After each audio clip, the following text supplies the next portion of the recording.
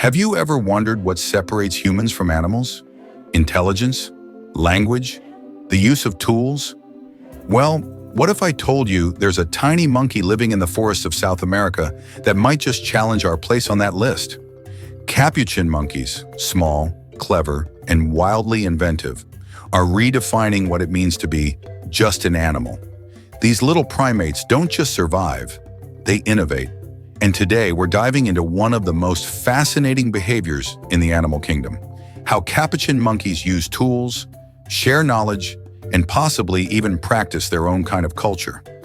Capuchin monkeys, named after the hooded robes of Capuchin friars, are small New World monkeys native to Central and South America. They're known for their expressive faces, playful personalities, and surprising intelligence. Weighing only around 3 to 9 pounds, they might look cute and harmless. But beneath those bright eyes is a brain that's constantly observing, experimenting, and solving problems. Scientists consider capuchins among the most intelligent monkeys, alongside chimpanzees and orangutans. In fact, in proportion to their body size, their brain is one of the largest of any monkey species. For decades, tool use was thought to be a uniquely human trait. Then we learned that chimpanzees use sticks to fish for termites. That was already shocking. But in the 2000s, researchers in Brazil observed something even more remarkable. Wild capuchin monkeys using large rocks to crack open nuts. They weren't doing this by accident. They chose specific rocks, ones that were heavy and flat. They placed nuts on anvil-like surfaces, then repeatedly struck them until they cracked. This wasn't instinct, it was learned behavior.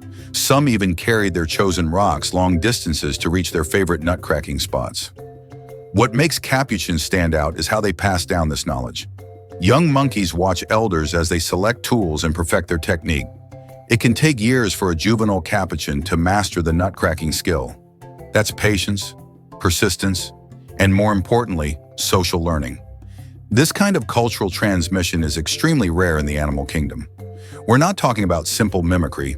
We're talking about techniques that vary by region, that are modified, taught, and shared.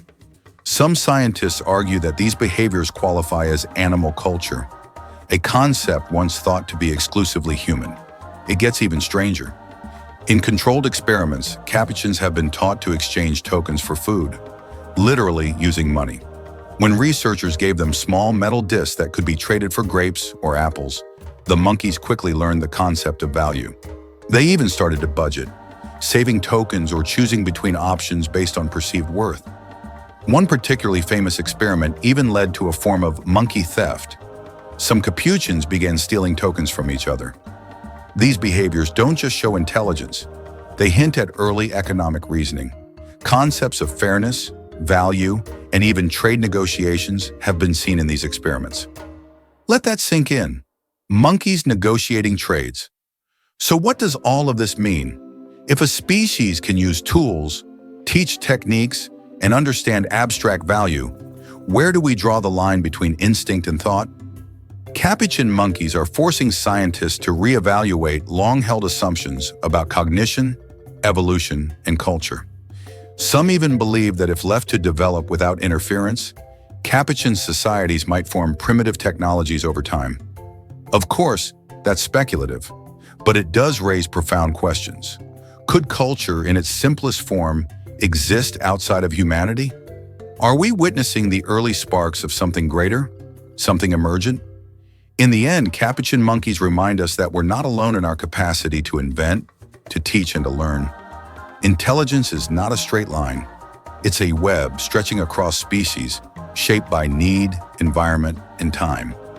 These clever little tool makers may not be building cities or writing poetry, but in their own way, they reflect something deeply familiar, a desire to understand, to adapt, and to thrive. So the next time you think about human intelligence, remember the capuchin monkey, standing on a rock in the forest, cracking open a nut with the same determination and thought as one of our earliest ancestors. Nature's brilliance doesn't always roar. Sometimes it just cracks a nut,